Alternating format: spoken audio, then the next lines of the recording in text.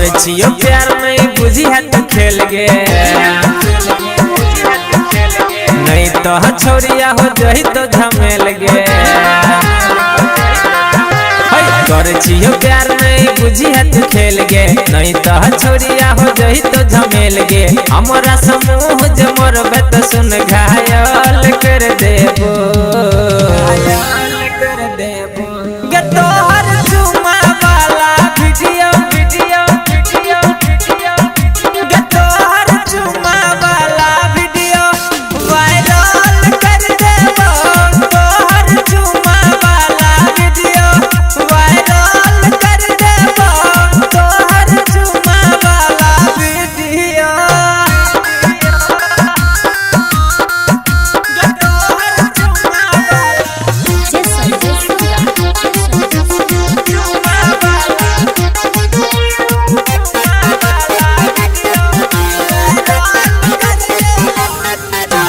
बुझे न छोरी कमजोर गे न कहेबो तोरा लेनोर गे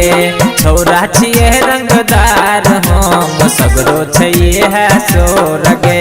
बुझे न छोरी कमजोर गे न कहेबो तोरा लेनोर गे छौरा छिए रंगदार हम सगरो छिए है सोर गे देन जे छलियो किनका सुन पायल ल लेबो गे तोहर चुमा वाला वीडियो वीडियो वीडियो वीडियो गे तोहर चुमा वाला वीडियो वायरल कर देबो तोहर चुमा वाला वीडियो वायरल कर देबो तोहर चुमा वाला वीडियो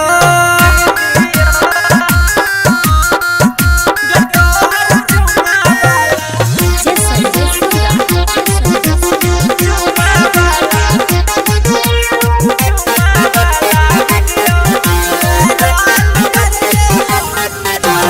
तोरे लकी किन केने छी तोरे पास लगेने छी कहला पर तोरे सुने गे जानू संतोष के पिता खिएने छी गे तोरे लकी किन केने छी तोरे पास लगेने छी संतोष सिरहाली के सुने गे गान तोरे ल पिता खिएने छी ज्ञानू के कहल मैंने जो नहीं तो के